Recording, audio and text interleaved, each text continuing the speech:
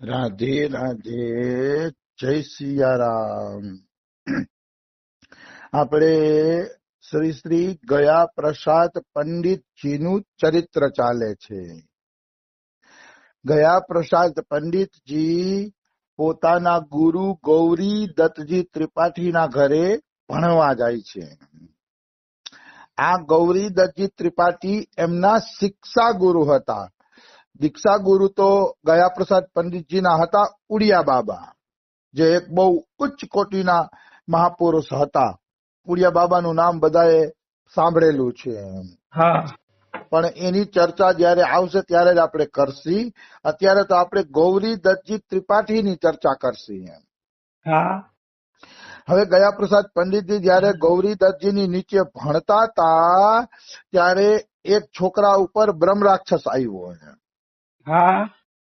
એક છોકરો હતો અને ઈ છોકરો કોઈ પીપળાના ઝાડવા પાસે પેશાબ કરવા માટે રોકાણો. તો રાત્રિનો સમય હતો અને એ પીપળા ઉપર બ્રહ્મ રાક્ષસ રહેતો હતો. એટલે બ્રહ્મ રાક્ષસ રહેતો હતો ને એટલે છોકરાએ અહીંયા લઘુશંકા કરી, એટલે બ્રહ્મ રાક્ષસ એ છોકરાની અંદર આવી ગયો અને પછી એ છોકરાને હેરાન કરી રાખે.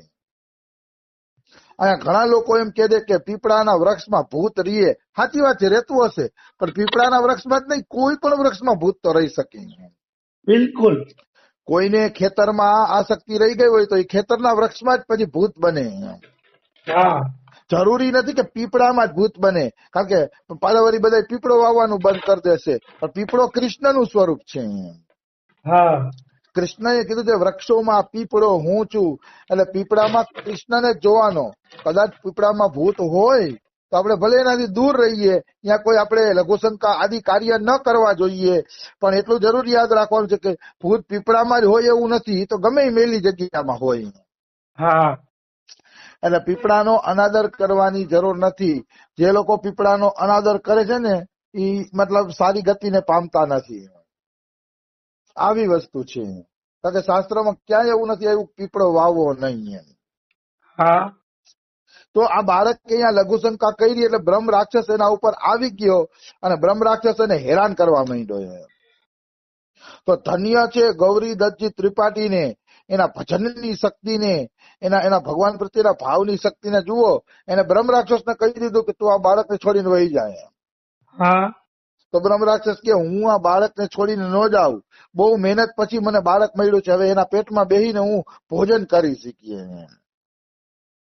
મેં બહુ ભૂખ સહન કરી છે કે હવે બાળકના મુખેથી હું ભોજન કરીશ. પણ ગૌરીદત્તજી ત્રિપાઠી કે નહીં, તારે આ બાળકને છોડીને જાવું જ પડશે. કે તું ગમે એમ થાય પણ આ બાળકને છોડીને નીકળી જાય. કે તો બ્રહ્મ રાક્ષસ શું કે છે, પ્રભુ તમે કયો છો એટલે હું છોડીને જાઉં છું, પણ આ બાળકે મારા નામ ઉપર 1 વર્ષ સુધી ગંગાજીમાં સ્નાન કરવું પડશે. તોય કે હું એને છોડીને જાઉં, નહીતર છોડીને ન જાઉં. બોલો 1 વર્ષ સુધી આ ગંગા સ્નાન કરશે મારા નામનું? મને કયો તમે. કે તો કે હા એ કરી લેશે ગંગા સ્નાન, તું ચિંતા ન કરી. કે કારણ કે ગંગા કિનારે ગૌરીદત્તજીનો આશ્રમ હતો. તો કે વર્ષ સુધી કરશે સ્નાન. પછી ઈ કબૂલ કરાયું ત્યારે બ્રહ્મ રાક્ષસ એને છોડીને ગયો અને આ છોકરા પાસે વરદી સુધી ગૌરીદત્તજીએ ગંગા સ્નાન કરાવ્યું અને એનાથી બ્રહ્મ રાક્ષસની મુક્તિ થઈ ગઈ. કહેવાનો ભાવ છે ગંગા સ્નાન તો અતિશય પવિત્ર છે. અતિશય પવિત્ર. જે શ્રદ્ધાપૂર્વક ગંગા સ્નાન કરે છે એ વ્યક્તિની દુર્ગતિ કદાપી નહીં થાય. એની દુર્ગતિ થવી કદાપી સંભવ નથી. એટલે મનુષ્યએ પ્રતિદિન ગંગા સ્નાન કરવું જોઈએ. ગંગાજી હોય તો ગંગાજળનું ટીપું નાખીને સ્નાન કરવું જોઈએ. અને કઈ ન હોય તો હે ભગવાન હું ગંગાથી સ્નાન કરું છું કે યમુનાથી સ્નાન કરું છું એવા ભાવ સાથે પણ સ્નાન કરવું જોઈએ. પણ સ્નાન જરૂર કરવું જોઈએ, કારણ કે આવી પવિત્ર નદીઓને યાદ કરવાથી અને સ્નાન કરવાથી મન પણ પવિત્ર બને છે અને ભજનમાં લાગે છે. આપણે તો ગંગાજીને યાદ કરવાની શું જરૂર છે? અરે ભાઈ તમે નાતા વેત જ પવિત્ર વિચાર કરવા મળશો ને, તો આસન ઉપર બેસો કે ભજન કરશો ને ત્યાં સુધીમાં તમારું હૃદય પવિત્ર થઈ ગયું હશે. બિલકુલ. એટલે સવારના પોરમાં ઉઠતા વેત જ આપણે હુકમ ઓલું બોલવાનું કે છે, કરાગ્રે વસ્તે લક્ષ્મી, આવા શ્લોક શું કામ કહે છે કે સવારના ઉઠતા વેત જ તમે ભગવાનને યાદ કરવા માંડો એમ, કે જેથી ભજનમાં બેહો ત્યાં સુધીમાં તમારું મન પવિત્ર થઈ જાય. આવી વસ્તુ છે, સમજાણું? હવે ગયા પ્રસાદ પંડિતજી ગૌરીદત્તના ઘરે ભણતા હતા અને એની બાજુમાં જ એની નાનીનું ગામ હતું કિશનપુર. નાની નહીં, મોસી, મોસી, માસીનું ગામ હતું કિશનપુર. હવે એ માસી પૈસા વાળી હતી ગયા પ્રસાદ પંડિતજીની, પણ એને કોઈ સંતાન નહોતું. હા. એટલે એને એમ થયું કે ગયા પ્રસાદ પંડિતજીને હું દત્તક લઈ લઉં, દત્તક લઈને ઘરે લઈ આવું તો મારું શું છે એકલાપણું તૂટી જાય. અમે એકલી છું, ઘરના બધા મરી ગયા છે ને ધન સંપત્તિ ઘણી બધી છે. એટલે ઈ માસી ગયા પ્રસાદ પંડિતજીના ઘરે આવ્યા ત્યારે ગયા પ્રસાદજીની ઉંમર 12 વર્ષની હશે. હા. તો એ કીધું કે બેન, આ તારો દીકરો ગયા પ્રસાદ મને આપી દે કે હું એને ભણાવી ગણાવીને લગ્ન કરાવું ને ત્યાં સુધી મારી પાસે રહેશે ઈ કે. હા. પછી છોકરાને જોતો હોય તો તું લઈ જાજે કે, પણ લગ્ન કરાવી દઉં ત્યાં સુધીની જિમ્મેદારી મારી કે. તું કે તારો આ છોકરો મને આપી દે. તો પોતાનો છોકરો કોઈ થોડો આપી દે ના. એટલે ગયા પ્રસાદ પંડિતજીની માતાજીએ ના પાડી દીધી કે બેન હવે આવી વાત કરતી જ નહીં, મારા બાળકોને થોડા તને આપી દવી કે.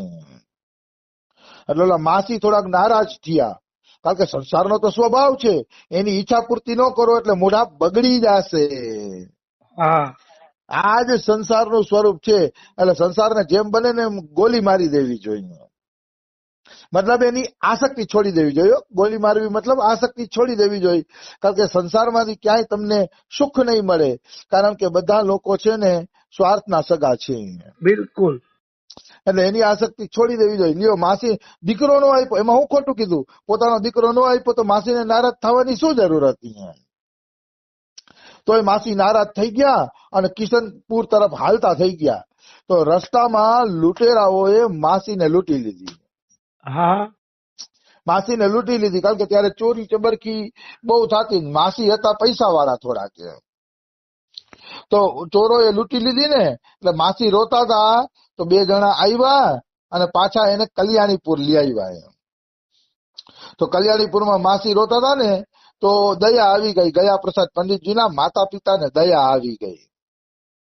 એટલે એ માતા પિતા એમ કે છે, અચ્છા અમારા ગયા પ્રસાદ ને તું લઈ જા કે, એને ભણાવી ગણાવી મોટો માણસ બનાવજે કે, અને એની સેવા ચાકરી તું કરજે. હા.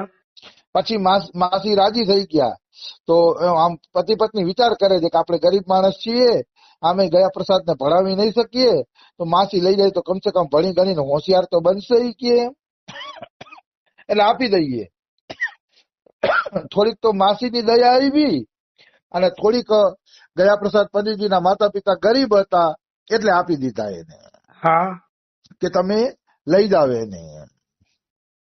એટલે ગયા પ્રસાદ પંડિતજી કિશનપુર આવી ગયા છે. કિશનપુર થી એકડલા ગામમાં રોજે રોજ ગયા પ્રસાદ પંડિતજી ભણવા જાય છે. પણ જો હવે સારી વાત આવશે, કેમ ભણવા જતા, કેવું જીવન હોવું જોઈએ સંતનું. હા.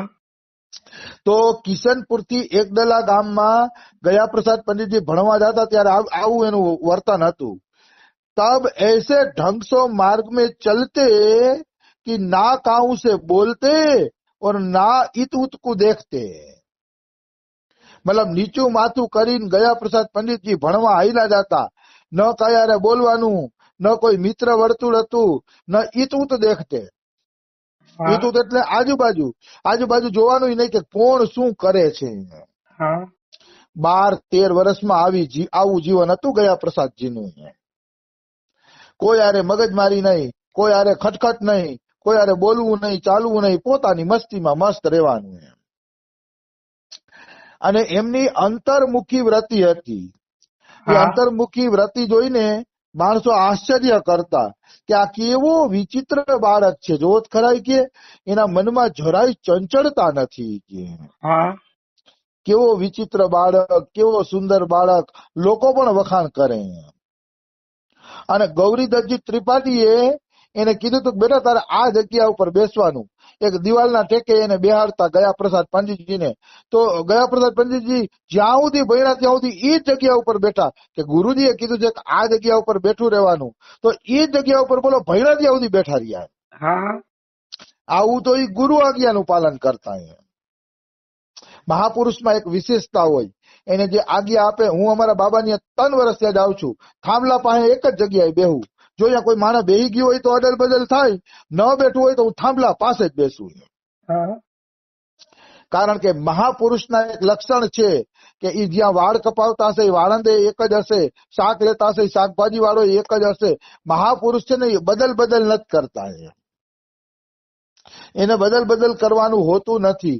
બને ત્યાં સુધી એનું બધું છે ને ઢંગથી હાલતું હોય, એક જ વસ્તુ હોય. હા ગયા પ્રસાદ પંડિતજી એક જગ્યાએથી શાક લેતા, પ્રસંગ આવશે આગળ. શાક લેતા તો ઓલી બેન હળેલું શાક આપી દેતી, એને ખબર છે કે આ ભગત માણસ છે, તો હળેલું શાક આપતા તો અહીંયાથી જ લેતા ગયા પ્રસાદ પંડિતજી.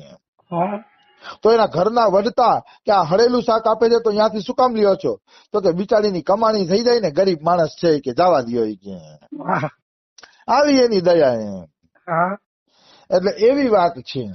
હું જ્યાં વાળ કપાવું ને એ મારી પાસે ક્યારેક 60 રૂપિયા લઈએ, ક્યારેક 70 રૂપિયા લઈએ, કઈ નક્કી નહીં કેટલા લઈ લઈએ. 3 મહિને હું તો જાઉં જો કે વાળ કપાવવા, પણ હું ઈ જ વાળંદ રાખું. શું કામ? ત્યાં જવાથી મારે કેવું ન પડે કેવા વાળ કપાવાથી પટપટ કાપી દે, તો મારે બોલવું નહીં. પછી નવા માણસ પાસે જાવું ને એને સમજાવવું ને આ ને તે ને, મને કંટાળો આવે. હા હું તો મારી પોતાની વાત કરું, મને બહુ કંટાળો આવે. કોઈને મારે નવું સમજાવવું હોય ને, ભાઈ છોટા છોટા વાળ કરજે, આમ કરજે આમ કરજે, સમજાવો. ઓલું જૂનો વાળંદ ભલે 10 રૂપિયા વધુ લઈ લે પણ ખટખટ તો ન રહીએ. હા ખાલી બેસી જવાનું, એટલે એને જે રીતે કાપવા હોય એને ખબર હોય એ રીતે કાપી દે. મને બહુ મગજમારી ગમે નહીં આ બહાર જવાની. એમ થાય રમેશ બાબાને કેવું સારું, ઘરે બધા ટકો કરી દે એના શિષ્યો ઉસ્તરો લઈને. મને એમ થાય કે અહીંયા કોઈ એક વાળંદ હોત ને ઘરનો તો બહાર જ ન જવું પડત મારે. હા એવી વસ્તુ ને દાઢી જટા હું એટલે નથી રખાવતો, કારણ કે તડકા પડે ને તો માથામાં ટોલા પડે પછી, હા એટલે નકર તો